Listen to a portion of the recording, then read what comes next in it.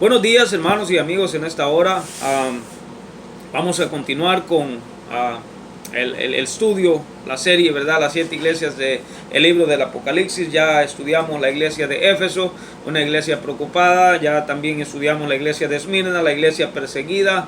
Ya hablábamos de la iglesia de Pérgamo, que es una iglesia descuidada. Ahora vamos a hablar de la iglesia número 4, que es la iglesia de Tiatira, una iglesia negligente, ¿verdad? Y para eso vamos a leer el libro del Apocalipsis, capítulo 2, versículo 18, y dice: en el nombre de nuestro Señor Jesucristo, y dice: y escribe al ángel de la iglesia de Tiatira, el Hijo de Dios, el que tiene ojos como llama de fuego y pies semejantes al bronce bruñido, dice esto: yo conozco tus obras y tu amor y fe y servicio de tu paciencia, y que tus obras postreras son más que las primeras, pero tengo unas pocas cosas contra ti, que toleras que esa mujer, Jezabel, que se dice profetiza, enseñe y seduzca a mis siervos a fornicar y a comer cosas sacrificadas a los ídolos. Y le he dado tiempo para que se arrepienta, pero no quiere arrepentirse de sus fornicaciones. He aquí yo la arrojo en cama y en gran tribulación a los que con ella adulteran, si no se arrepienten de las obras de ella. Y a sus hijos heriré de muerte, y todas las iglesias sabrán que yo soy el que escudriña la mente y el corazón, y daré a cada uno según vuestras obras. Pero a vosotros, a los demás que están en Tiatira, en cuanto no tienen esta doctrina, no han conocido lo que ellos llaman las profundidades de Satanás, yo os digo, no os impondré otra carga.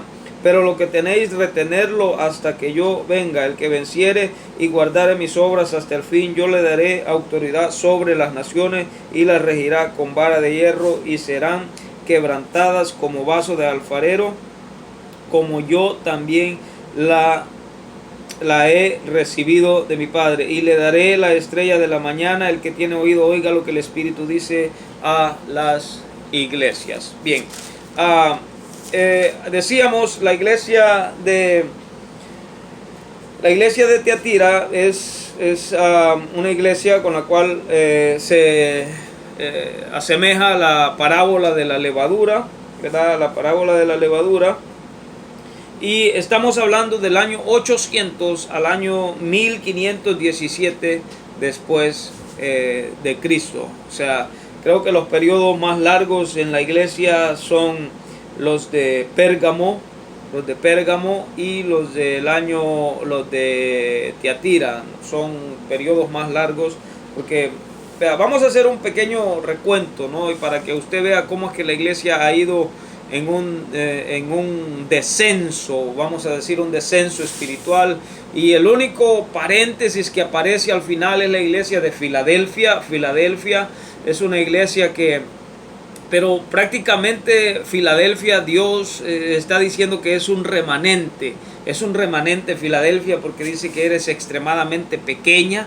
Entonces eso quiere decir que prácticamente Filadelfia es como un paréntesis en el proceso, y usted lo va a ver. Por ejemplo, Éfeso, una iglesia preocupada; Esmirna, una iglesia perseguida; Pérgamo, una iglesia descuidada; Tiatira, una iglesia negligente; Sardis, una iglesia sin poder; y la Odisea, una iglesia indiferente. Los únicos que aparece ahí es Filadelfia, que aparece como una iglesia perseverante.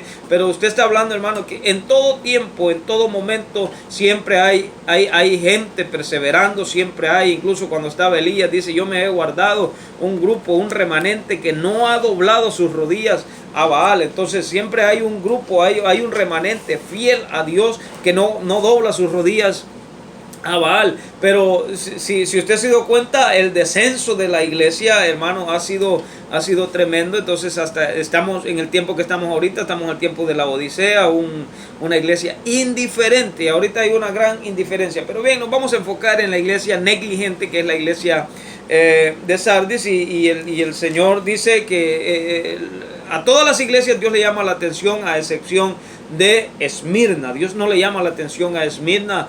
Más bien Parece que los cristianos de Esmirna, ellos sufrieron, ellos fueron torturados, ellos fueron perseguidos mucho. Dios le dice, sé fiel hasta la muerte. ¿Ve? Eso es lo que Dios le dice a la iglesia de Esmirna, y todos conocemos que el periodo de la iglesia de Esmirna termina con aquel hombre Constantino, el emperador se convirtió, usted sabe, se hizo cristiano, y el emperador se hizo cristiano. Bueno, la persecución terminó para la iglesia. Claro, hermano, cuando hay persecución usted no juega a la iglesita.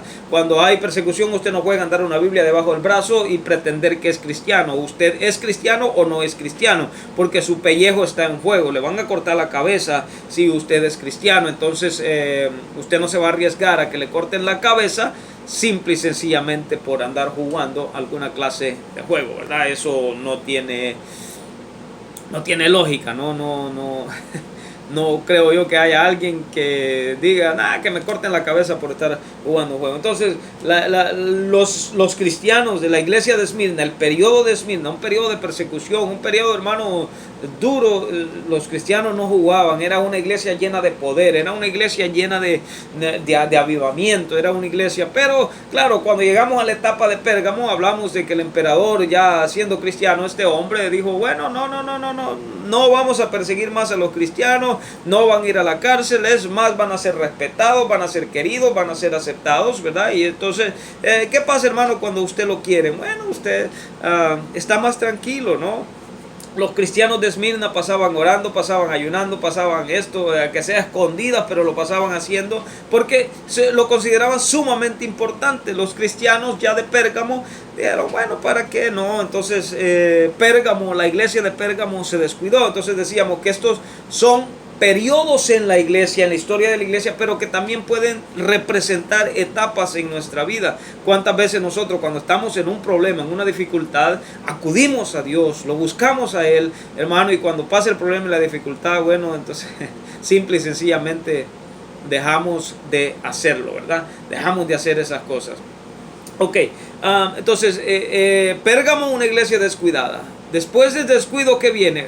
Viene la negligencia, porque en nuestra vida, vamos a decir, en nuestra vida nosotros cuando llegamos al Señor, no nos vamos a poner que estamos en la iglesia de Éfeso, una iglesia enamorada, una iglesia trabajadora, una iglesia preocupada, un cristiano que está preocupado porque todo esté bien, porque la iglesia todo esté bien, un cristiano que pregunta y yo quiero limpiar, yo quiero hacer esto, yo quiero hacer lo otro, pero de pronto ya después, hermano, viene descuidamos esas áreas, ¿no? Un cristiano que todo el tiempo estaba pendiente de la oración, del ayuno, de la lectura bíblica, de todas estas cosas, un cristiano que todo el tiempo estaba pendiente de ir a hablarle a alguien de Jesucristo. Empezamos a descuidar estas cosas, ¿verdad? Y al principio es descuido, ¿no? Pero a medida el tiempo va pasando, esas cosas ya se van volviendo negligentes. El apóstol Pablo decía, en lo que requiere diligencia, no perezosos. Hay cosas que requieren diligencia y la oración requiere diligencia. Nuestra vida espiritual requiere diligencia. Entonces es necesario, hermanos, que nosotros con más diligencia atendamos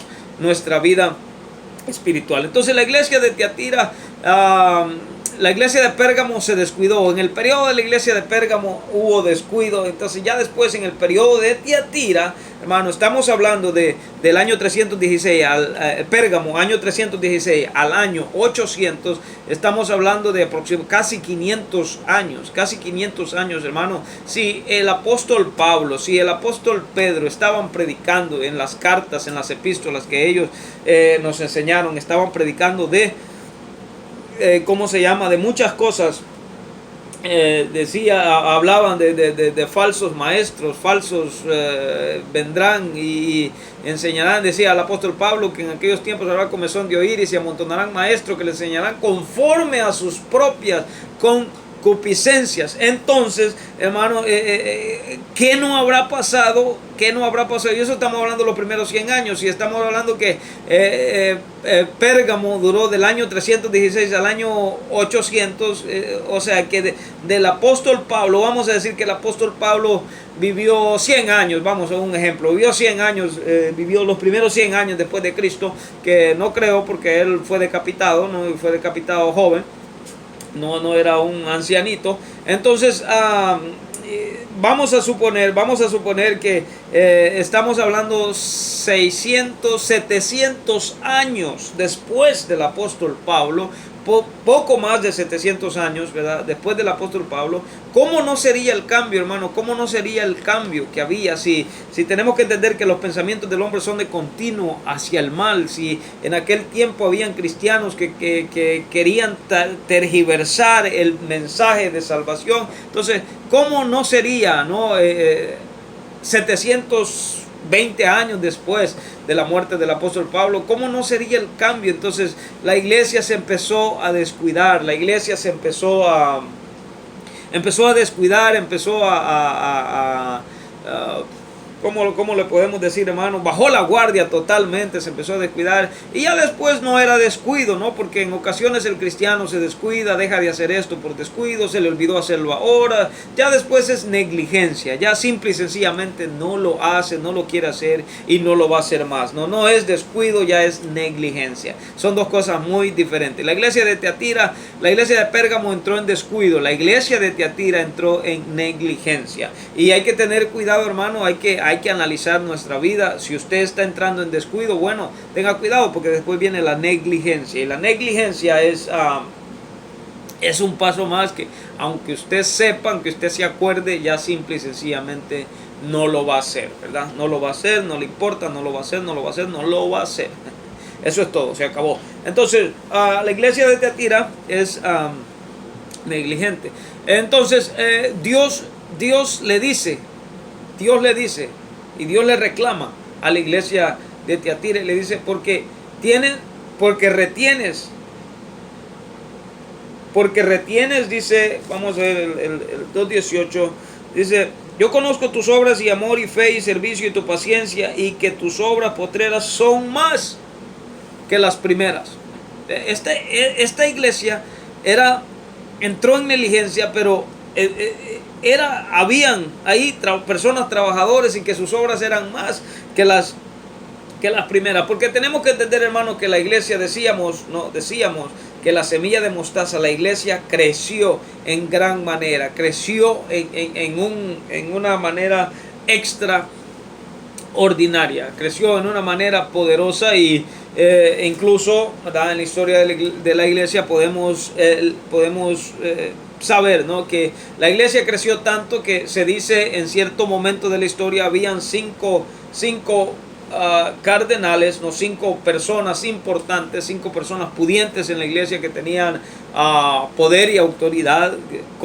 ¿Se acuerda de la doctrina de los nicolaitas? Bueno, ya eso estaba en práctica, habían personas entonces y empezaron a discutir entre ellos, ¿no?, que ya debería haber un líder de la iglesia, ¿no? Todas estas cosas se nos ha enseñado que, bueno, que Pedro fue el primer papa, por así decirlo, ¿verdad?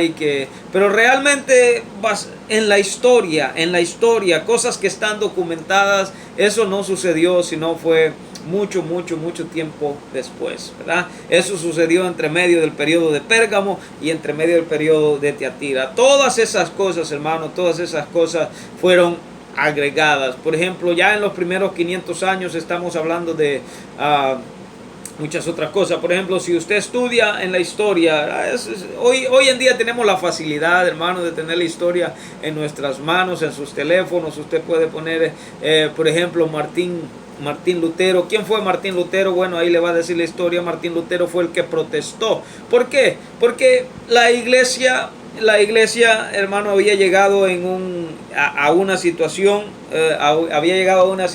en donde empezó a vender la salvación, empezó a crear posiciones, empezó a crear lugares que no existían.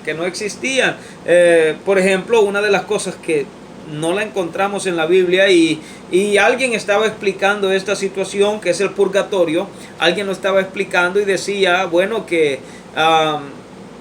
y se fue al pasaje bíblico donde ¿cómo se llama? Donde el rico y Lázaro, dice la Biblia que Lázaro fue llevado al seno de Abraham y el rico fue llevado a un lugar de tormento. Entonces esta persona decía que ese es el purgatorio, ok, pero vamos a suponer por un momento, Vamos a suponer por un momento que esa teoría tenga alguna clase de lógica, que ese es el purgatorio. Vamos a decir que ese es el purgatorio. Ahora, hay algo interesante,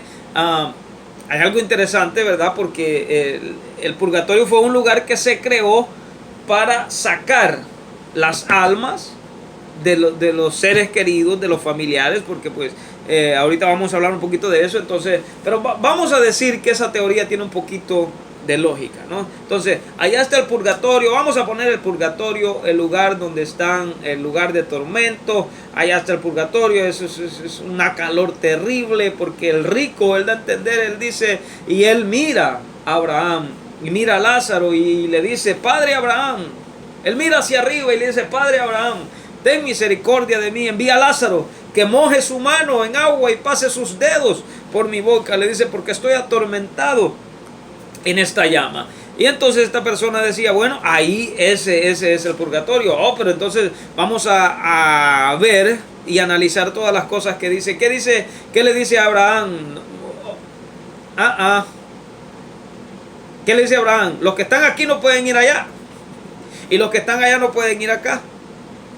Entonces el rico cuando está en aquel lugar de tormento le dice a Abraham: ok, entonces envía a Lázaro. Envía a Lázaro. Y esto sí es importante, porque envía a Lázaro y le dice: para que le hable a mis hermanos, para que ellos no vengan a este lugar. ¿Ve? Y eso la Biblia nos da a entender que es un lugar de tormento, es un lugar en el que nadie quiere estar, es un lugar de sufrimiento, es un lugar de agonía, es un lugar de... Entonces, y él está diciendo: envía a Lázaro. Y Abraham le dice: a Moisés y a los profetas tienen. ¿Quiénes son Moisés y los profetas? ¿Quiénes son Moisés y los profetas? Déjeme decirle algo. Usted, en esta mañana, usted tiene a Moisés y a los profetas. Y usted va a decir: ¿por qué? Yo no tengo a ninguno de ellos. Y de pronto mira a su alrededor y no hay nadie, ¿no? Solo está su familia, más ahora que estamos en cuarentena. Moisés y a los profetas. Sí, en la Biblia están escritos, está escrita la ley de Moisés y está escrito todo lo que los profetas dijeron. Entonces, Abraham le está diciendo: a Moisés y a los profetas tienen. Y entonces y le dice el rico: sí, padre, pero si fuera uno de entre los muertos, si fuera uno de entre los muertos a hablarles, a este sí le creerán. Y Abraham le dice: no pueden. Ahora, pero el rico en esta parábola dice algo importante, ¿no? Si fuera uno de entre los muertos. Bueno, Jesucristo, la Biblia dice que Él murió y resucitó al tercer día. Él murió y resucitó al tercer día. O sea que si la gente está pidiendo que alguien de entre los muertos le hable, bueno, Jesucristo le está llamando. Y Él dice: yo estoy a la puerta y llamo. Si alguien abre la puerta, entraré a Él, cenaré con Él y Él conmigo. Entonces, si alguien quiere que alguien entre los muertos le hable, bueno, Jesucristo. Él es el primogénito. Él es la primicia de la resurrección, porque Él resucitó de entre los muertos. Por eso dice la Biblia que nosotros que somos bautizados en su nombre, dice: así como Él murió y resucitó, así nosotros resucitamos juntamente con Él y somos una nueva criatura. Ahora, esta persona trataba de explicar el purgatorio. ¿Qué es el purgatorio? El purgatorio fue un lugar que se creó. Vea cómo es la cosa, vea cómo es... lo interesante de esto es, el purgatorio es algo así como una prisión, ¿verdad? Es algo así como una prisión donde las personas todos van para allá. Entonces, ¿qué comenzó a decir la iglesia? ¿Qué comenzó a decir la iglesia? Una iglesia que ya estamos llegando a la etapa, hermanos. La iglesia comenzó, el propósito principal de la iglesia fue predicar el evangelio, enseñar la salvación, predicar a Jesucristo.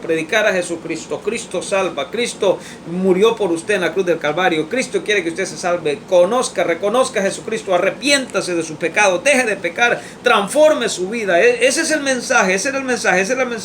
Todo el tiempo se predicaba eso y la gente se convertía, la gente se arrepentía, había poder, había prodigios, milagros y señales por medio de los apóstoles. Y entonces estos ¿cómo se llama? Después viene la iglesia de Smyrna, una iglesia perseguida, una iglesia que siguió predicando, una iglesia, cuenta la historia de la iglesia, hermanos, que hacían caminar grupos enteros, congregaciones enteras, las hacían caminar a fogatas gigantes Y en una ocasión iba a una de estas congregaciones y el pastor de la iglesia de aquellos tiempos, hermanos, le dice: solo pedimos una última cosa, que nos dejen hacer una última cosa. Y le pregunta: ¿qué cosa quieren hacer? Y que nos dejen entrar cantando un himno. ¿Usted se imagina eso, hermano? Que hay una fogata gigantesca delante y lo que la gente pide es cantar un himno, alabar a Dios en el último momento de su vida, alabar a Dios. Es impresionante. Entonces,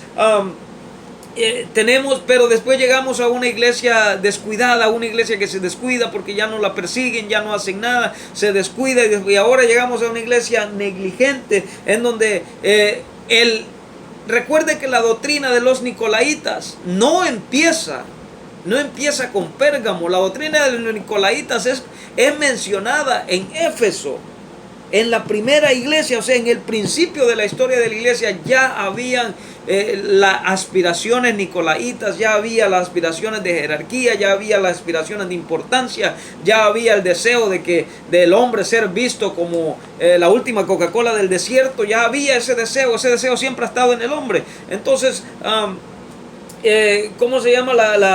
Ya la iglesia, hermanos, por el afán de ser importantes, entonces alguien creó esta prisión. Alguien creó este lugar.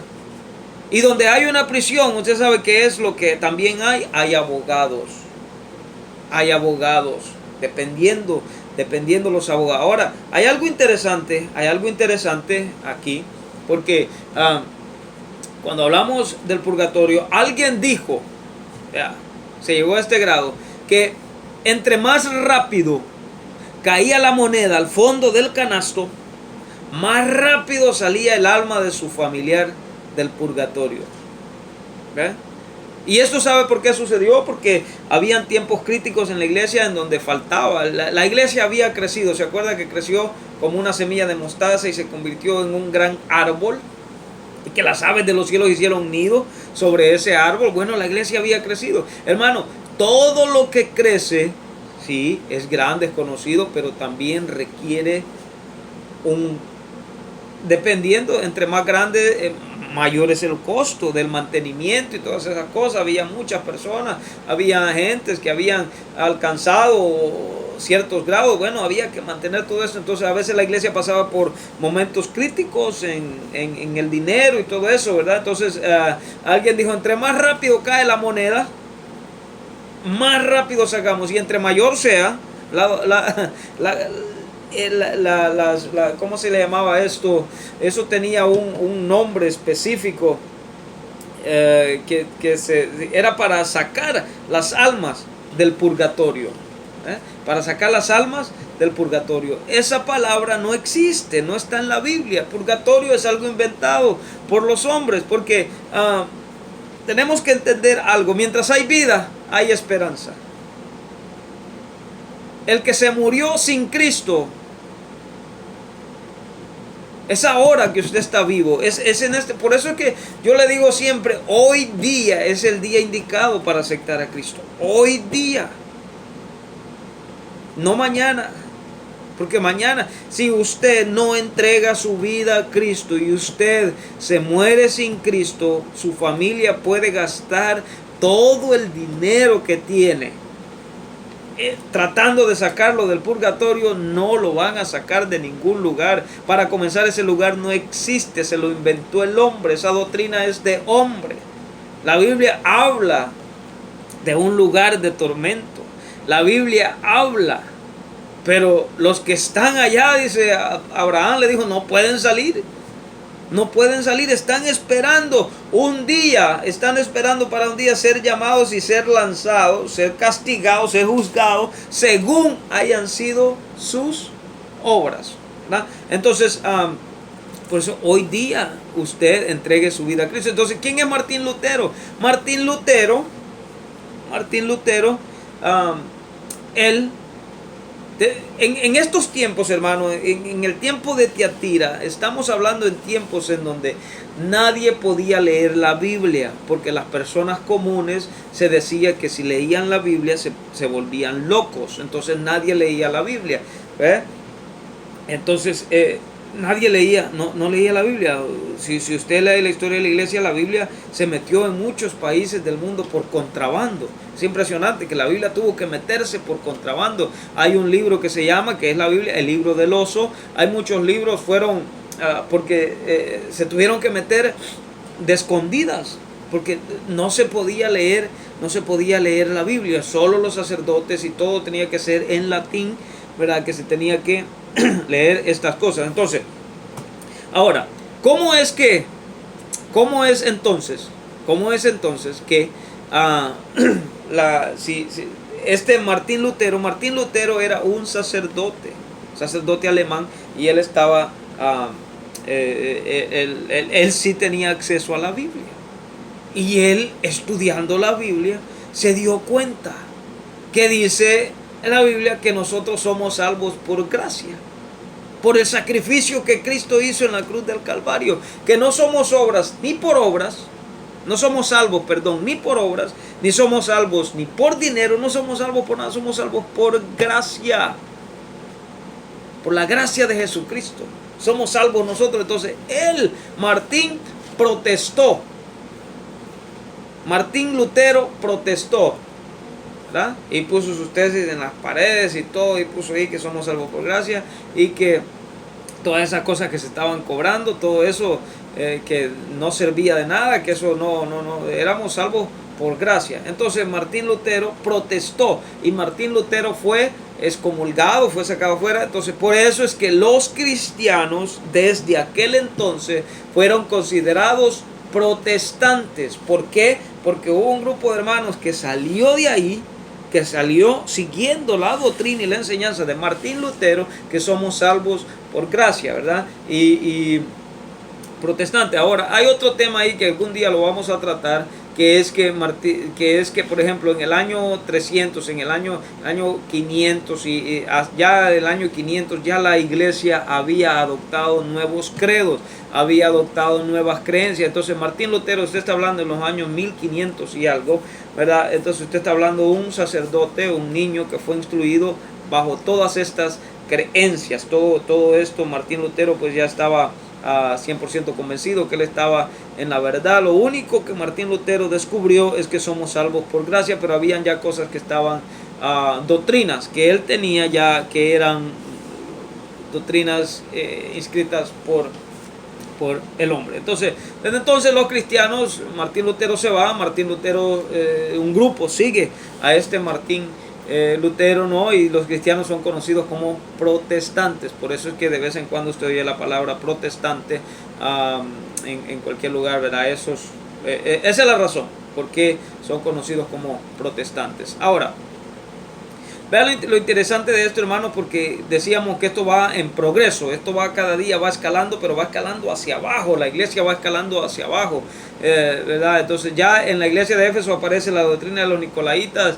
Entonces aquí yo estoy seguro que la doctrina de los Nicolaitas está 100% ya arraigada, es algo 100% fijo ahí, no hay duda que eso está, la doctrina de los Nicolaitas. Y la doctrina de Balaam, ¿se acuerda que anoche hablábamos de la doctrina de Balaam? Y ahora ya aquí aparece otra cosa que está hablando de Jezabel, que dice el versículo 20: pero tengo unas pocas cosas contra ti, que toleras a esa mujer Jezabel, que se dice ser profetisa, enseñe y seduzca a mis siervos a fornicar y a comer cosas sacrificadas a los ídolos. Vea, hermano, para entender esto que estamos estudiando, y bueno, ahorita hemos empezado con esta serie, ¿no? Las 7 iglesias del Apocalipsis.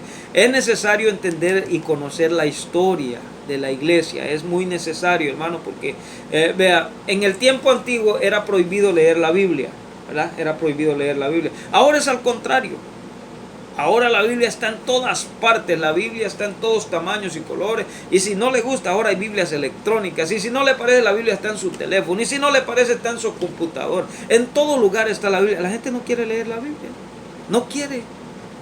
Fíjense que como seres humanos, ahora por estas ocasiones, bueno, tenemos que acudir a las redes sociales, pero nosotros gastamos tanto tiempo en nuestro celular, gastamos tanto tiempo en las redes sociales, hermano, y ¿por qué no averiguar un poco de lo que nos interesa a nosotros? Porque nosotros somos cristianos. Entonces, cuando la gente nos hace preguntas y esto y lo otro, ¿de dónde salió esto? A veces no sabemos nada, no sabemos, porque nunca nos hemos interesado. Hemos dejado que el tiempo pase, que el tiempo avance.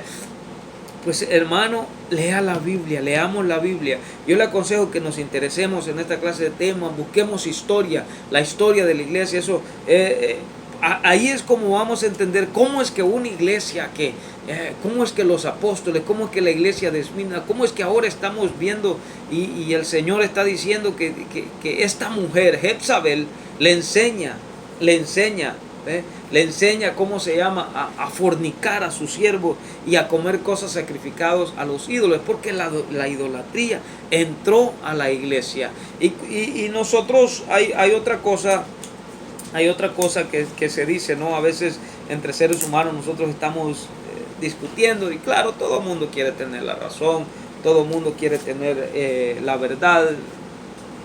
El que diga que quiere tener la mentira o acepte tener una mentira, bueno, será raro, no todo el mundo quiere tener la verdad. Pero